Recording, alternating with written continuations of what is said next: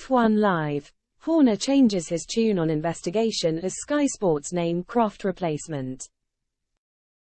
The build-up to the new Formula One season continues to be overshadowed by the investigation into Red Bull boss Christian Horner, which is yet to reach a conclusion. Horner is being probed over allegations of inappropriate behavior, which he denies, following a complaint by a female Red Bull employee to the team's parent company in Austria.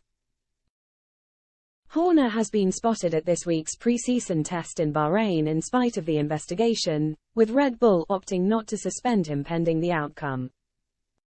The 50-year-old will have been left impressed with what he saw on the track on Wednesday as Max Verstappen laid down a huge early marker by going fastest at the end of day one. The Dutchman was over a second quicker than his closest challenger, Lando Norris, and already looks to be the firm favorite for this year's Drivers' Championship honors. However, it was a different story for Mercedes, with George Russell nearly 3 seconds off the pace after the first day of testing in Bahrain.